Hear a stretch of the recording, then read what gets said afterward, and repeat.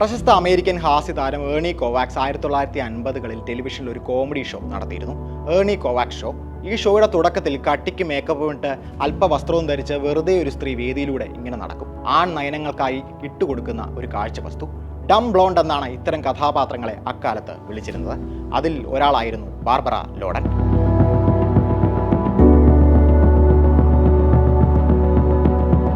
ആ സ്ത്രീയിൽ എന്തോ ഒരു പ്രത്യേകത തോന്നിയ ഏർണി ഷോയിലെ കോമഡി സ്കെച്ചുകളിൽ കൂടുതൽ പ്രാധാന്യമുള്ള വേഷങ്ങൾ അവർക്ക് നൽകി തുടങ്ങി. വേഷമെന്ന് പറയുമ്പോൾ സ്റ്റേജിലൂടെ പന്ത് കണക്കിന് റോൾ ചെയ്യണം, കേക്ക് കൊണ്ട് മുഖത്തടി വാങ്ങണം, പെട്ടെന്ന് കാൽ വഴുതി വീഴണം.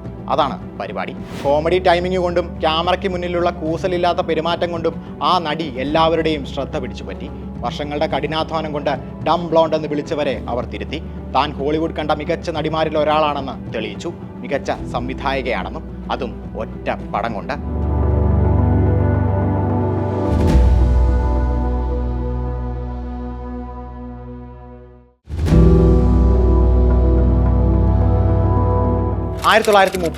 ജൂലൈ 8 നോർത്ത് കരോലിനയിലെ ആഷ്വില്ലെ എന്ന ചെറിയ ഗ്രാമത്തിലാണ് ബാർബറ ലോഡൻ ജനിച്ചത്.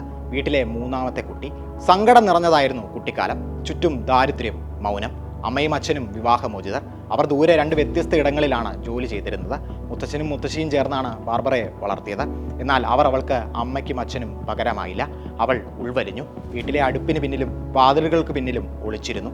എന്നിട്ട് താൻ ആരാണെന്നും താൻ എങ്ങനെ ഇവിടെ എത്തിയെന്നും അത്ഭുതപ്പെട്ടു. ഞാൻ ആരാണ് എന്ന പദപ്രശ്നം ബാർബറ ലോഡനെ അലട്ടിത്തുടങ്ങിയത് അപ്പോൾ മുതലാണ്.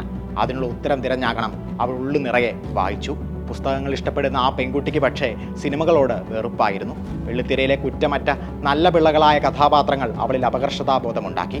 ഇരുട്ടിൻ്റെ മറവിൽ തൻ്റെ കട്ടിലിലേക്ക് ഒരു പാമ്പിനെ പോലെ ഇഴഞ്ഞു കയറിയ അമ്മാവൻ സൃഷ്ടിച്ച ഭയം കൂടിയായപ്പോൾ അവൾ ആ വലിയ തീരുമാനം എടുത്തു.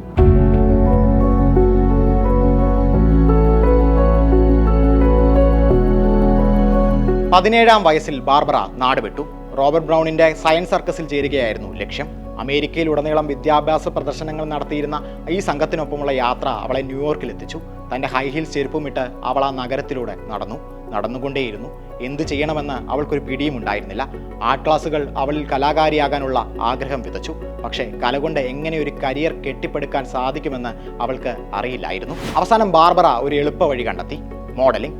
കാൻഡി ലോഡൻ എന്ന പേരിൽ ഡിറ്റക്റ്റീവ് നോവലുകളുടെയും പിന്നപ്പ് മാസികകളുടെയും കവർ പേജിൽ അവൾ ബേത്തിങ് സൂട്ടിൽ പ്രത്യക്ഷപ്പെട്ടു.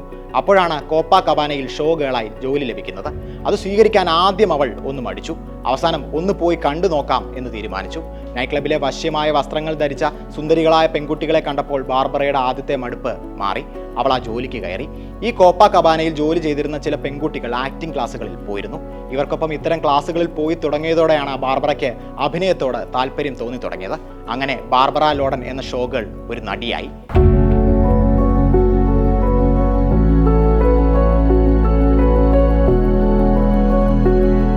1950കളുടെ ആദ്യമാണ് ദ ഏർണി കോവാക്സ് ഷോയിൽ ബാർബറ പ്രത്യക്ഷപ്പെടുന്നത്. ഈ പരിപാടി അവർക്ക് ജനശ്രദ്ധ നേടിക്കൊടുത്തു. 50കളുടെ അവസാനത്തോടെ ബാർബറ നാടകരംഗത്ത് സജീവമായി. 1957 കമ്പൽഷൻ എന്ന ബ്രോഡ്വേ നാടകം നടി എന്ന നിലയിൽ ബാർബറയ്ക്ക് പേര് നേടിക്കൊടുത്തു. ആ പേര് ജീവിതാവസാനം വരെ അവർ കാത്തു. 23-ാം വയസ്സിലാണ് ബാർബറ പ്രശസ്ത ഹോളിവുഡ് സംവിധായകൻ എലിയ കസാനെ കാണുന്നതും പരിചയപ്പെടുന്നതും. കസാൻ അന്ന് ബാർബറയേക്കാൾ ഇരട്ടി പ്രായമുണ്ടായിരുന്നു. കസാന്റെ wild river, splendour in the grass എന്നീ ചിത്രങ്ങളിൽ ശ്രദ്ധേയമായ വേഷങ്ങളിൽ ബാർബറ എത്തി. പതിയെ ആ ബന്ധം പ്രണയത്തിലേക്ക് കടന്നു. വിവാഹത്തിന് മുൻപ് തന്നെ ബാർബറ ഗർഭിണിയായി. പക്ഷേ അവർ അഭിനയം വിട്ടില്ല. ആ കുട്ടിയെ അവർ ഒറ്റയ്ക്ക് വളർത്തി. ഇതിനിടെയാണ് മെർലിൻ മൺറോയുടെ ജീവിതത്തെ ആസ്പദമാക്കി ആർതർ മില്ലർ എഴുതിയ ആഫ്റ്റർ ദി ഫോൾ എന്ന നാടകത്തിൽ ബാർബറ അഭിനയിക്കുന്നത്. കസാനായിരുന്നു സംവിധാനം. തിരക്കഥ വായിച്ച ബാർബറ അതിൽ മെർലിനെ മാത്രമല്ല തന്നെയും കണ്ടു. ഇത് രണ്ടും സംയോജിപ്പിച്ച് മൂന്നാമതൊരാളായാണ് ആ വേഷം അവർ കൈകാര്യം ചെയ്തത്. മൺറോയുടെ ആത്മാവ് സ്റ്റേജിലേക്ക് എത്തിയെന്ന് മാഗസീനുകൾ തലക്കെട്ടുകൾ എഴുതി. മാഗി എന്ന കഥാപാത്രം നടിക്ക് ആ വർഷത്തെ ടോണി അവാർഡ് നേടിക്കൊടുത്തു. വെളിയിൽ നിന്നുള്ള നോട്ടത്തിൽ പ്രശസ്തിയുടെ ഉച്ചത്തിലായിരുന്നു ബാർബറ. ഉള്ളിലോ ഒരു മുഷിഞ്ഞ തൂവാല കണക്കിനും. രാവെന്നോ പകലെന്നോ ഇല്ലാതെ അവർ ജോലി ചെയ്തു. 4-5 വർഷം ഉറക്കമെന്തെന്ന് അവർ അറിഞ്ഞിട്ടില്ല. വേദിയിലും ജീവിതത്തിലും കൊടിയ സമ്മർദ്ദമായിരുന്നു. ഒടുവിൽ വർഷങ്ങൾ നീണ്ട പ്രണയത്തിനൊടുവിൽ 1967 എലിയ കസാനും ബാർബറയും വിവാഹിതരായി.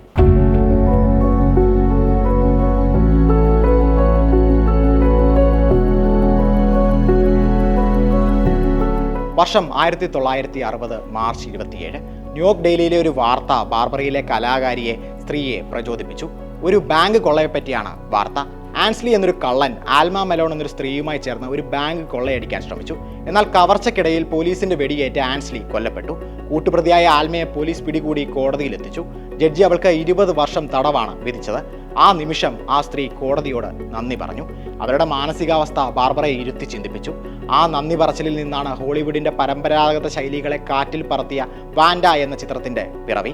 ഈ സിനിമയുടെ തിരക്കഥയുടെ ആദ്യ ഡ്രാഫ്റ്റ് താനാണ് എഴുതിയതെന്നും ബാർബറ പിന്നീട് അത് പലവട്ടം തിരുത്തി തൻ്റേതാക്കി മാറ്റുകയായിരുന്നുവെന്നും കസാൻ തൻ്റെ ആത്മകഥയിൽ അവകാശപ്പെടുന്നുണ്ട്. ഇതിൽ ബാർബറ ആ സിനിമ തൻ്റേതാക്കി എന്ന കാര്യത്തിൽ സംശയമില്ല. സ്വന്തം കുട്ടികളുടെ സംരക്ഷണ ചുമതല പോലും ഭർത്താവിന് വിട്ടുകൊടുത്ത് സമൂഹത്തിലും ജീവിതത്തിലും ലക്ഷ്യമില്ലാതെ അലയുന്ന വാൻഡ എന്ന സ്ത്രീയെയാണ് ഈ സിനിമ പിന്തുടരുന്നത്. ആ ജീവിതം പകർത്താൻ ബാർബറയുടെ കയ്യിൽ വലിയ ബജറ്റ് ഉണ്ടായിരുന്നില്ല. ഹാൻഡ് ഹെൽഡ് ക്യാമറയുമായി 4 പേരടങ്ങുന്ന ഒരു സംഘത്തെ നയിച്ച് ബാർബറ രണ്ടും കൽപ്പിച്ച് ഇറങ്ങുകയായിരുന്നു. കേന്ദ്ര കഥാപാത്രമായ വാൻഡയെ അവതരിപ്പിച്ചത് ബാർബറ തന്നെ. അതുവരെ കണ്ടുപരിചയിച്ച ഗ്ലാമർ നായികമാരിൽ നിന്ന് വ്യത്യസ്തയായിരുന്നു വാൻഡ. ദാരിദ്ര്യത്തിലും അവഗണനയിലും ജീവിക്കുന്ന സ്ത്രീ സ്വാതന്ത്ര്യം തേടി ഇറങ്ങിപ്പുറപ്പെടുകയും ഒരു പുരുഷന്റെ ആക്രോശത്തിന് മുന്നിൽ പകച്ചു നിൽക്കുകയും ചെയ്യുന്ന പെണ്ണ്. അവളിലെ അപകർഷതാബോധവും ഉൾവലിയലും ബാർബറ മനോഹരമായി അവതരിപ്പിച്ചു. അവളെ അത്ര നന്നായി മനസ്സിലാക്കാൻ മറ്റൊരു നടിക്കും ആകില്ല.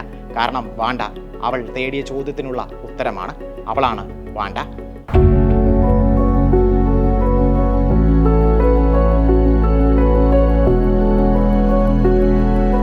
ഫെമിനിസ്റ്റ് ആൻറ്റി ഹീറോ എന്നാണ് അക്കാലത്ത് നിരൂപകർ ഈ കഥാപാത്രത്തെ വിളിച്ചത്.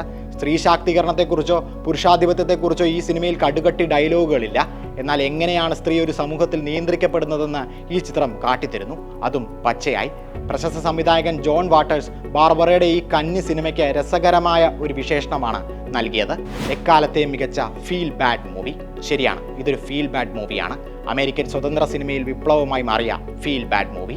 വാൻഡയ്ക്ക് ശേഷം കൂടുതൽ സിനിമകൾ സംവിധാനം ചെയ്യാൻ ബാർബറ ആഗ്രഹിച്ചിരുന്നു. പക്ഷേ സാമ്പത്തിക ബുദ്ധിമുട്ടും പുരുഷാധിപത്യം നിറഞ്ഞ ഹോളിവുഡ് അന്തരീക്ഷവും അതിന് വിലങ്ങുതടിയായി. കസാനുമായുള്ള വിവാഹബന്ധത്തിലുണ്ടായ ഉലച്ചിലും ബാർബറയെ തകർത്തിരുന്നു. അപ്പോഴാണ് ആ വാർത്ത അവരെ തേടിയെത്തിയത്. വർഷം 1978. ബാർബറയ്ക്ക് ക്യാൻസർ സ്ഥിരീകരിച്ചു. ക്യാൻസർ കോശങ്ങൾ പതിയെ അവളുടെ ശരീരത്തെ ഭക്ഷിച്ചുകൊണ്ടിരുന്നു. രോഗം ശ്വാസകോശത്തിലേക്കും പടർന്നു. അവർ പൊരുതി നോക്കി. കീമോതെറാപ്പി ഒഴിവാക്കി. പലതരം ബദൽ ചികിത്സാ രീതികൾ പരീക്ഷിച്ചു നോക്കി. ഒന്നും ഫലിച്ചില്ല. ധ്യാനങ്ങളിലൂടെ ആത്മീയമായി മരണത്തിനായി തയ്യാറെടുക്കാൻ അവർ പഠിച്ചു. പക്ഷേ അപ്പോഴും തൻ്റെ കലയെ അവർ വിട്ടുകൊടുത്തില്ല. അവരുടെ അസ്തിത്വം തന്നെ അതായിരുന്നു. ഒടുവിൽ 1980 സെപ്റ്റംബർ 5 തൻ്റെ 48-ാം വയസ്സിൽ ബാർബറ ലോഡൻ ക്യാൻസറിന് കീഴടങ്ങി.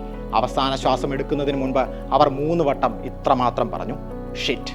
ഇവിടെ നിന്ന് ബാർബറയെ അലട്ടിയ ആ വലിയ ചോദ്യത്തിലേക്ക് വീണ്ടും ഒന്ന് പോകാം.